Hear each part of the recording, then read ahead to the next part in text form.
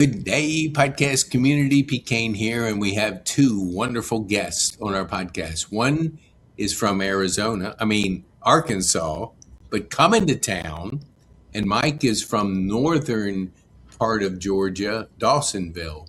And Larry's going to be speaking at the Dawsonville Rotary Club. So we wanted Mike and Larry to come together to talk about what that's going to look like, to invite people in the community and understand what Project SMART is doing and helping in our community. So Larry, you go first. Tell our viewers who you are, what you do, and who you serve, and then we'll go to Mike. Sure. So I'm the North American Task Force leader for the Rotary Action Group for Addiction Prevention. I lead a board of directors of 12 that are made up of physicians and psychiatrists and treating physicians and police officers and just a variety of Rotarians from across North America who put together a program for Rotary clubs called Project SMART. This project addresses addiction and overdose. It is the only multitasking project that's ever been put together for. Hello? Are you there? Yeah. Yep. Go ahead. Oh, hang on a second here. I lost all of you wherever you went. You are clear. We can see you and we can hear you. There we go. Gotcha. Okay. So anyway, this project is actually created for a club to be able to address addiction and overdose. We looked at addiction as a pipeline. People that are not in the pipeline that become addicted. When they become addicted, they enter that pipeline. And then while they're in that pipeline, they keep using, or they get treatment, or they overdose and they die, or they come out of the pipeline as clean and are able to go back to working with their families.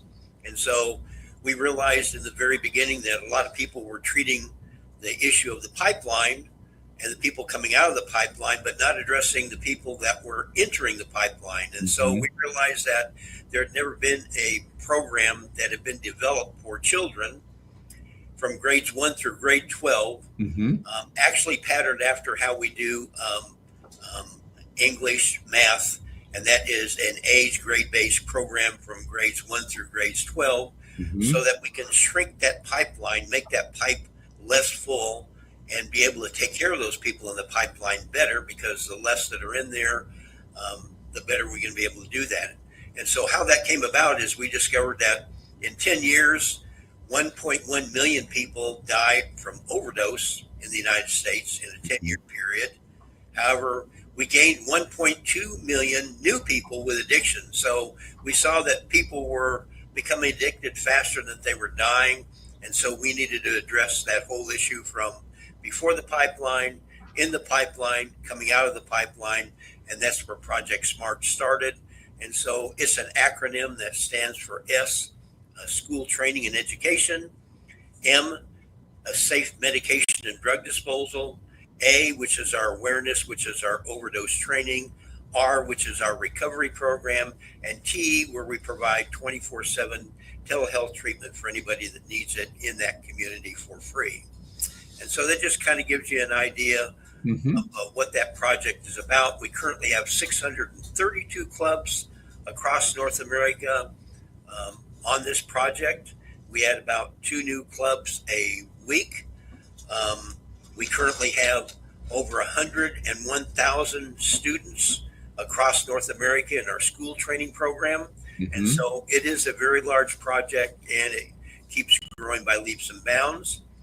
One thing that's unique about Georgia, and that is that Kevin Tanner, who happens to be a member of the Dawsonville Rotary Club, is also in charge of distributing the settlement money with the pharmaceutical companies. And being in charge of it, he has seen that the Rotary clubs are all getting grants every year to address this issue in their community. And they have come to us, those Rotary clubs, to help them with that money to provide our program. And so the thing is that the state likes about our program is that our program is the only one that they've ever seen that can provide data. I mean, real live data. Give you an example. We're able to provide a local Rotary club, their city and their city council, their Rotary district, and the state of Georgia that provides the funds with the actual number of people that we train in that community on overdose training, and the number of people that it was used on and saved their life or didn't save their life, but the actual number of people it was used on. Another example of providing that actual data is our school training program. We can provide the actual data of the number of kids that are involved by that Rotary club and that district, and where they're at, actually how they progressed in that school training program, and we can provide it to them 6 months, a year, however they would like that data. So each part of Project SMART has data that we're able to provide, and being able to provide that to the local community, the Rotary Club, the Rotary District, and the state of Georgia. So that kind of gives you an idea about the project. I love that. And I know Mike's welcoming you into Dawsonville next week. So we wanted to kind of give our viewers an idea of, you know, when you come into town and speak to Dawsonville, what you're going to be talking about. So Mike, would you introduce yourself and tell our viewers who you are, what you do, and who you serve? And then I want to ask you a few questions. Sure. Well, I'm in the Rotary Club of Dawson County. Been a Rotarian for 40 plus years. I am the former chair of the Dawson County Board of Commissioners and also was a Gwinnett County Commissioner. Very fortunate, as Larry mentioned, to have Kevin Tanner in our club. Kevin is a commissioner with the state on disabilities and behavioral needs. And in 24-25, Kevin provided some money to our club to produce billboards in the area on dialing 811 to get help. And then in 25-26, Kevin was put in charge of this fund that Larry talked about.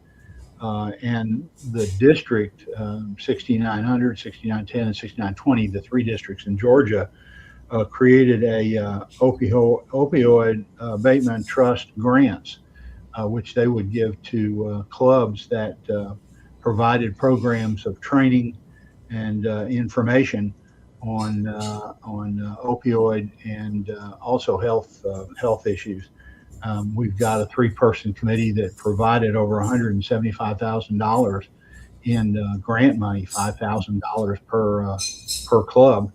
And we had 35 plus clubs that contributed or produced programs this last year for that. Larry came down in February and presented Kevin with an award, very prestigious award, that Kevin received for his work in that area, Service Above Self Award. And so in talking with Larry and him talking about Project SMART, I said, let's come back and introduce that to our club, see if we can't get something engaging started there. And Larry's been talking to the other 2 districts about their involvement. So in 2 weeks, Larry will be there. We meet at 7:30 in the morning in Dawsonville, right behind the school Board of Education building. And Larry will present the Project SMART and see if we can't get some individuals to start participating. You know, Mike, I always ask people, like, you know, would you want to come to Rotary? And they'll say, what is Rotary? And, you know, we're at a stage where we are making such a serious impact, whether it's polio, whether it's in the community, solving problems, big problems. So if somebody said to you, Mike, like, what is Rotary and why should I be even involved in the community with Rotary? So worldwide, there are 1.25 million Rotarians. It's not just a local organization. Rotary, as you mentioned, provides the main emphasis for providing polio eradication, produce water wells, educational programs throughout the world. For us locally, we're a civic organization, And our responsibility is twofold. One, to provide financing for international projects. The other is to provide programs for the community. And for example, in Dawson, over the last 3 years, we provided a water park for children at a local park. We provided pickleball courts and baseball type programs. This year, we're going to provide dog park and some other items. Last year, we provided a health fair day in which we provided free showers, free medical, free haircuts, all that type of stuff for the citizens surrounding area. So we're a civic organization that's involved locally in the community. And our Dawson County club is 75 strong and growing. We've got young folks and seniors like me. So we've got a combination of a lot of different folks. But joining Rotary is a way to give back to the community. I love that. You know, when you were first getting involved in Rotary 40 plus years ago, what was that first year like? I mean, you're dipping your toe into the community, you're getting involved. Give our viewers an idea of what that meant to you personally. Sure. When I first started, I was a Gwinnett County Commissioner, which is a local government person. And I was asked to join by a friend of mine who said, once you're in, you'll never get out. You'll be there for, it's a lifelong opportunity. And sure enough, it took about a year for me to really acclimate to all the things that Rotary was doing. But I got to see people who had like minds, who were interested in the community and giving back. That was my primary focus, was to give back to the community. And so it gave me an opportunity to meet people, gave me an opportunity to provide things that I couldn't on my own, and really saw the fruits of my labor the first year in some of the programs that the Gwinnett Rotary provided. That's awesome.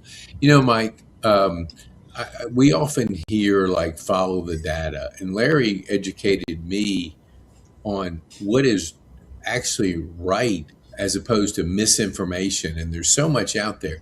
So Larry, why don't you share with our viewers like how important is data, and give us some misperceptions of addiction and opioids that our viewers can get a better idea.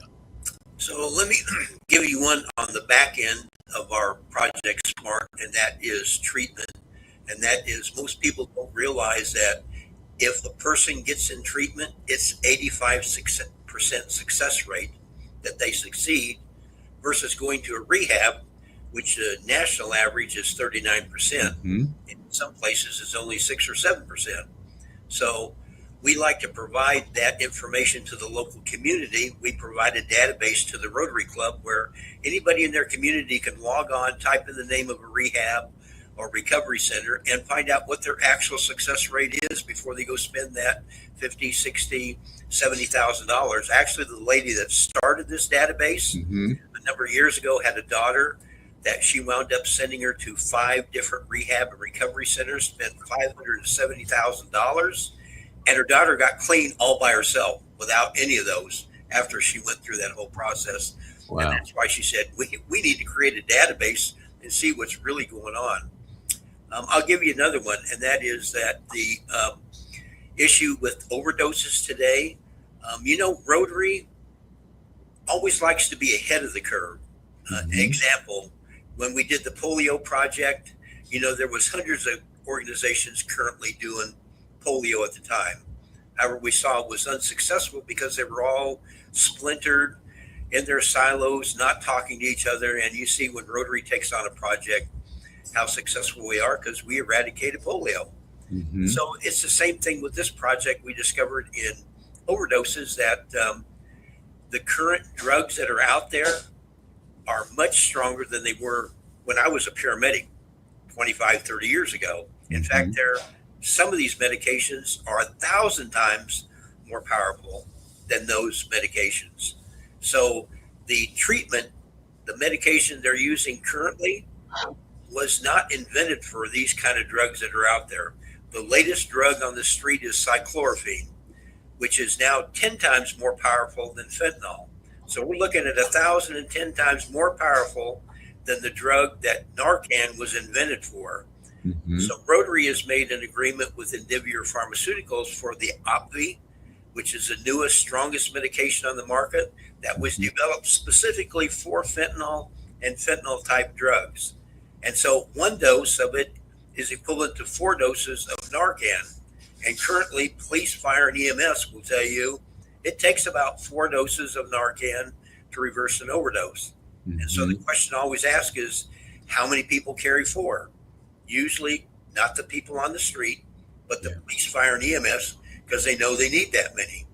So we need to educate the people that what we were doing 10 years ago or 15 years ago, you can't do today because things change. And so that's the reason we provide the new Opvee, and it is much more successful. In fact, we currently have about 181 police, fire, and EMS chiefs who have joined Rotary clubs so they could get this Opvee for the officers. In fact, I spoke to a Rotary club in Pauls Valley, Oklahoma last week, and the sheriff was there, and he came up and signed up and became a Rotary member right there so that he get this Opvee for his police officers that are on the street.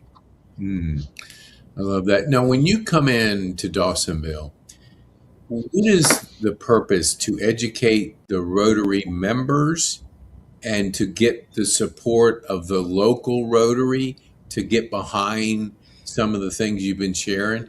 Sure. It's a Rotary project. It's designed as a project for a club. We have a 98% success rate. And Mike, I hope I'm the same when I'm there, but 98% of the clubs we present to sign up before we leave to do this project. And so, as I said, it was interesting. The police officer became a member of the Rotary Club and then wanted to be on the committee to help introduce this through the Rotary Club to the community. And that's pretty much a normal thing that happens when we do this project. And that is we get the Rotary members on the committee involved, and we help them launch it. And we tell the club that, we need the boots on the ground. We don't need the money. We got a fully funded project. We need the boots on the ground to implement it so that we can start providing actual data to that Rotary Club of what is happening with the money that's being spent and the work that they're doing. That is awesome. Mike, I am always amazed at the effectiveness of Rotary in the community. What do you think it is? Is it the type of people that are interested in serving, or is it the organization leadership, or a combination of both that gets things done? Yeah, I think it is a combination of the Rotarians themselves, because they tend to be leaders in the community and have contacts throughout the community.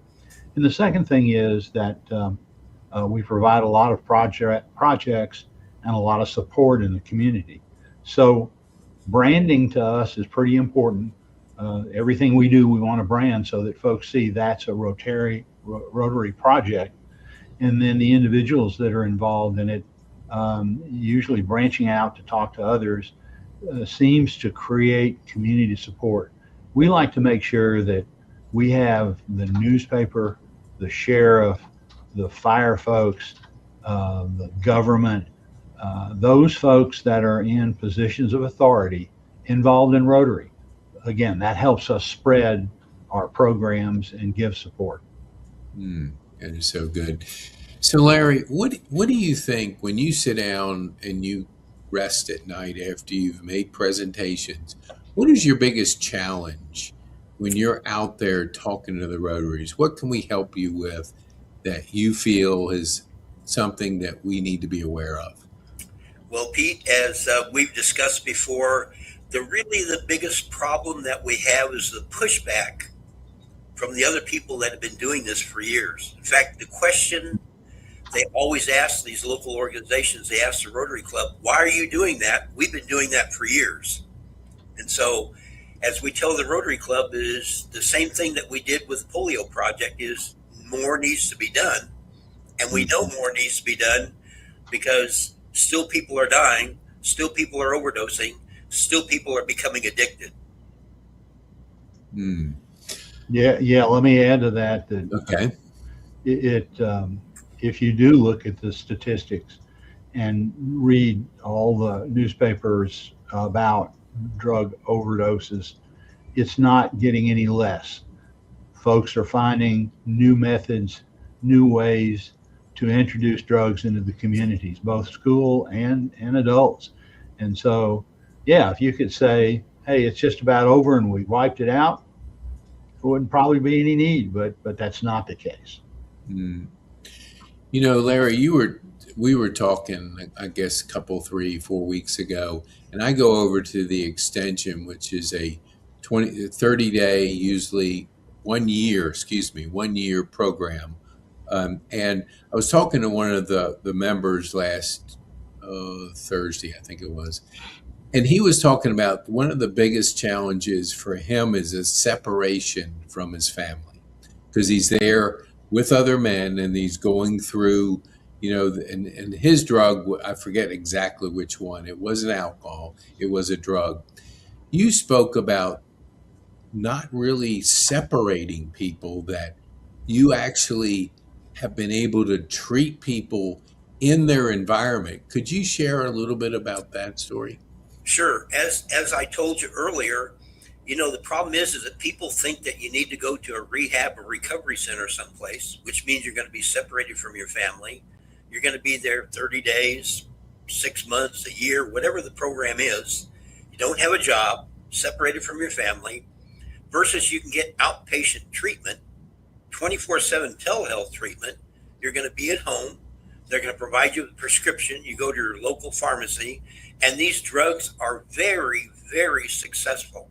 I've seen it firsthand, up close. These people, they start on these medications right off the bat. We've had some at 2:00 in the morning. A prescription is called in for them at the local pharmacy. They go down and pick it up right after they've overdosed and start on it, and they're now clean. You know that I told you about the overdose that the district governor had in Illinois. The actual Rotary district governor, 10:00 at night, wound up using overdose medication on him, resuscitating him, and then find out that he's an Olympic gold medal Olympian. And now this kid is in California, doing well, and he calls this district governor about every week to tell him, thanking him for saving his life and getting him into treatment. I was also talking to this gentleman, and you know, he said separation from family.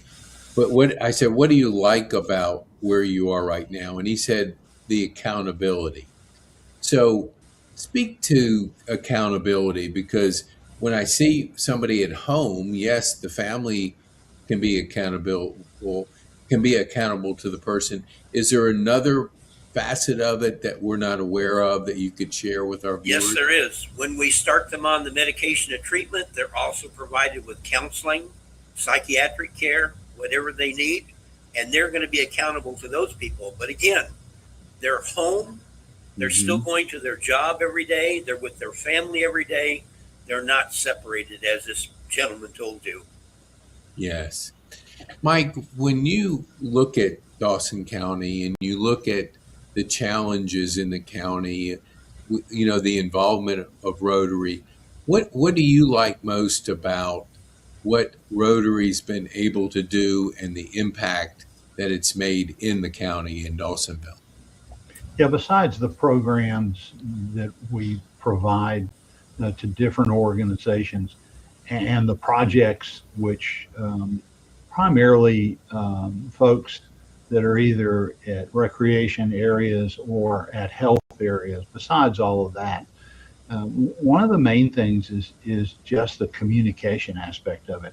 We're able to connect and provide information that others might not normally have. I'm reminded that one of the groups that we've got out there has a brochure that lists over 95 different organizations or places that folks can go for specific needs. We help provide that. We give out those brochures at Chamber of Commerce, at other places, so that there is something there for the person who can't talk directly to us, but has a need. And so they can look through that and find that. So we're really engaged in the community, and I think that's a plus for all of us. Yeah, I was real impressed too when I was, came into the club in the morning there, how many young people you had in there. And not every club is like that. What has helped your club reach out to the young people to get them involved? Because it was noticeable as I go to different ones that you guys have done a really good job.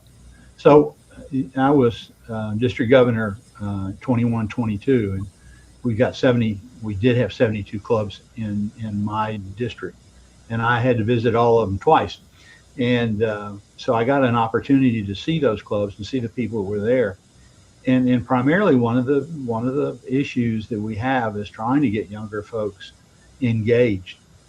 We've got a lot of seniors and we got a lot of small clubs, but it's not as easy to get those people engaged. Where we have, I think, been successful is that we've reached out for those people, specifically looking for younger folks that are in the community, that are either in business or in 501c3s, that we think would have a benefit not only to Rotary, but then back to the community. Mm-hmm. So we aggressively look for those folks. And we have a membership committee of 5 folks.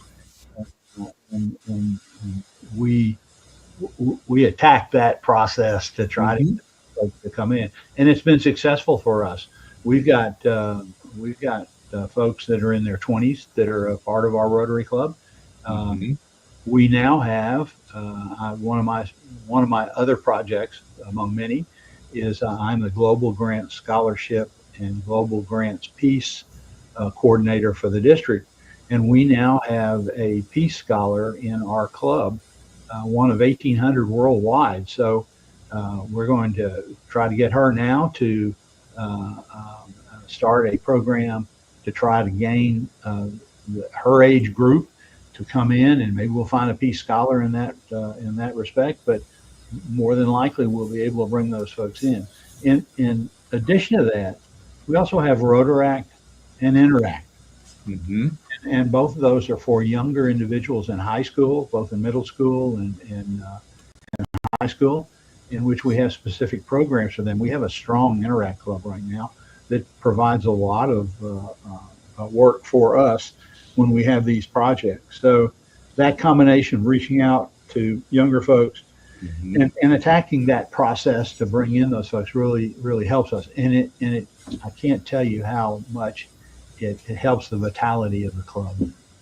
Yeah. It's beautiful that when you can have the wisdom of some older people that have lived life and pour into the younger people that are just starting out or in the middle of their career and put those two together, it's a beautiful thing. And you guys, I think there was 2 young ladies that you gave an award to, scholarship. Yes. It was just beautiful to see 2 young people, one in high school and I think one in college, right, receiving the award and just being so, I was impressed just in sharing in front of the room the maturity of those people. We gave 6 awards this last year and gave 5 the year before that. And one of the things we talked to them about as giving back, once their education is through, we want them to come back to Rotary, whether it's our club or somebody else's club, to be a part of that. I think that makes the cycle complete. And we've had several that we've given scholarships to that are either members of our club or members of another club in the local area. That is so good. Larry, when you look at going around the country and talking to different Rotary clubs, what would you want our viewers to understand that helps them to really see the magnitude of what this addiction, opioid addiction is, and give our viewers a little insight into your one thing when you speak to a club. What is your main goal there? So I'm going to kind of piggyback on what Mike just talked about Okay. Interact, and that is Mike knows that I've asked that if they can get one or two of the Interact students to show up for my presentation, because I'm going to ask them one question, and then they're going to tell the Rotary Club the answer to that question. We already know what it is because we've done this in hundreds of clubs already. Mm-hmm. And that way the club is hearing from the local kids. They're not hearing it from me. They're hearing it from the actual kids that are in the school of what is really happening with drugs in their school. And the club is probably going to be shocked about, I can tell you, every club I've talked to so far. It was interesting when I was in Texas last week. I pulled into a 7 Brew to get a coffee before I go speak to the club. And the young lady that comes up to take care of me saw my shirt, my Rotary thing, and she says, "Oh, I'm in Interact." I said, "Oh, that's great." I said, "I'd like to ask you a question."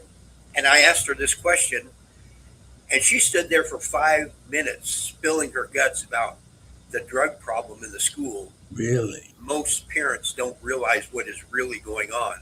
And so, the kids are the ones that wake up the club of what's really going on in the community. It's not me now. This is from your own community, your own kids, your own school. And so that's why we always try to get one or two Interact kids there. And so the other is that when I'm there next week, we're actually going to be training all the police, fire, and EMS at the Buckhead, Georgia Rotary Club for this new OPV, because they all signed up and wanted to get this new drug and to be able to carry it.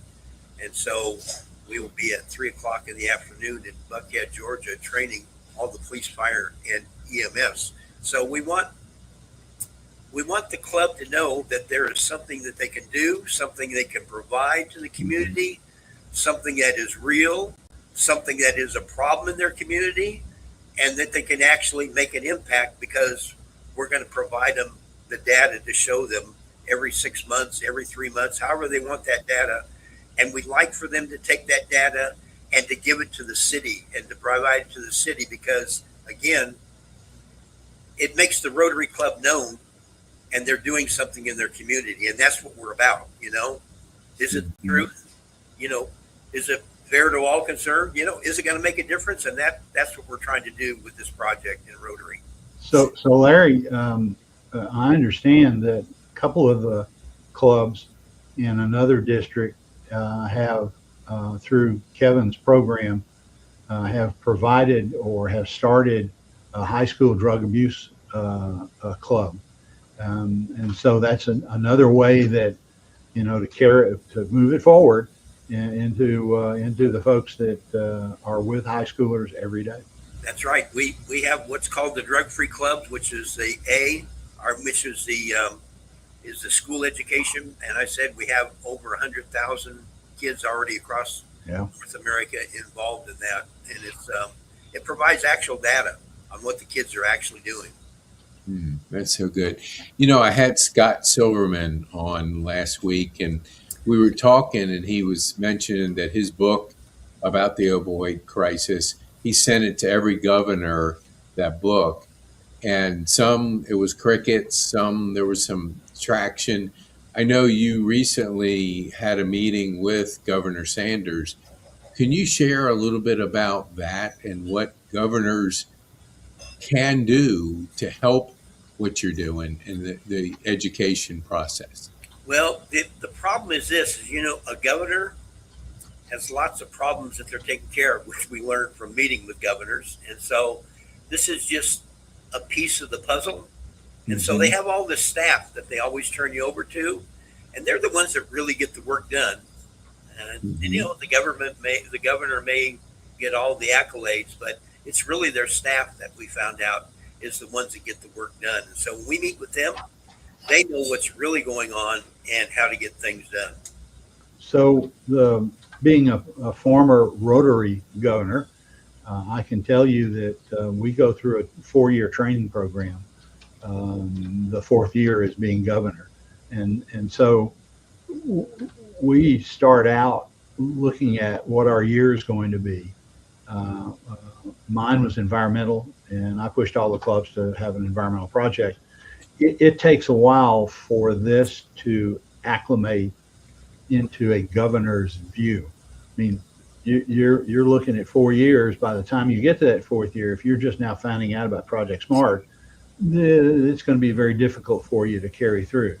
And so starting the process where we educate the governor-elect, the governor nominee, so that when they get to that point, then they have an opportunity to provide leadership to the clubs on this program. Yeah, so Mike, I was actually speaking to the governor of Arkansas, not a Rotary governor, the Arkansas Governor Sanders, and she is, Sarah Huckabee Sanders, and so so I actually her staff was, and they're really young people, and they know exactly it's really amazing when you start talking to them. These are young, they're like in their 20s. They know exactly what's going on. Yeah, you educated me on something I had no idea.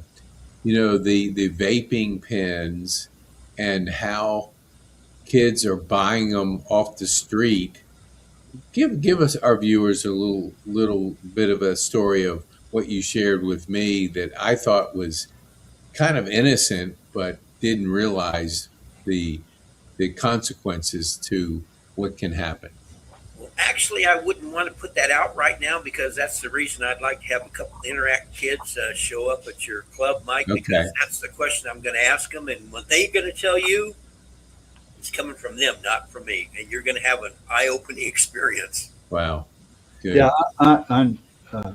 unfortunately, our kids don't go back to school until August 1 or 2. And so we're going to have to grab some folks that are through with vacation, but just fixing to go back to school. Yeah. Yeah, just 1 or 2 would be great, because they're from your area. They're going to tell you really what's going on. So I want to be respectful of y'all's time. So Mike, if you had a magic wand and you could wave it over Larry when he comes in, what would you like to see happen? I think a couple of things. One, certainly the education piece of it. I want our club members to get immersed in what's going on in the community and what Rotary is going to do about it. But secondly, I want a few of our club members to form a kind of a club, a SMART club, to carry this forward. District 6910 doesn't have, I don't think, any clubs yet. So that will be one of the things that I'll push. I've invited the district governors from 69, I've invited the governors that are in the process of being governor in 6910 to come. One of them said they thought they could come. One of them could not come. The third one I haven't been able to get a hold of yet. So I want that education process, but I also want to get to the do function. Usually you hear all this and then it's gone. What I want is a small group of folks out of that to get to the do function and actually do something. Yeah, that's beautiful. So Larry, what would you, if that I may not have asked, what would you like to share with our viewers that you think is important to understand about your talk on when you come into Dawsonville and what you're doing with the other Rotaries? Well, this project is really kind of personal to me and my wife. We lost a daughter, 44 years old, 6 years ago, to this problem. We actually went to pick her up for church on a Sunday morning and found her. And, me being a paramedic, 24 years, standing there knowing there's nothing that you can do. People need to understand it can happen to them, and it can happen at any time, because everybody in my family knows what I've been about for years, and it's still happened in my family, which means it can happen anywhere. And I would hate for somebody else to have to go through what we still go through every day. My wife I'm busy with what I'm doing, but my wife is not working anymore, and she grieves every day, every day. You know, and we tried everything. You know, we tried it all. I mean, we had an interventionist come in. She saw the interventionist, went in the bathroom, locked herself in there till the next day, wouldn't come out. I mean, we tried everything. You know, there's just some people that you can't, but there is people that we can, and we have proven that. And I want people to understand that there is hope. There is something at the end of the tunnel for those people that are addicted, you know? Yes. It's a disease. Yes. As Dr. Gupta has taught all of us, it is treatable and is successful. And so that's what we want. Awesome. Well, I'll put in the show notes, you know, links to the Dawsonville Rotary, to Mike, and to Larry. So if you're a Rotary club out there and you want Larry to come in to speak to your club, you'll be able to get a hold of him. His email, his phone number will be in there to be able to contact him, because there's, you know, these are good, but in person it's better. And when you can ask that question, when you can feel the room and all, there's nothing better than being in person. So I want to thank you both. What would be the one thing I want to leave with each one of you? Larry, what would be the one thing you want our viewers to take home? And then Mike, I'll ask you the same thing.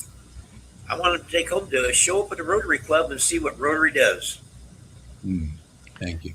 And for me, I'm available.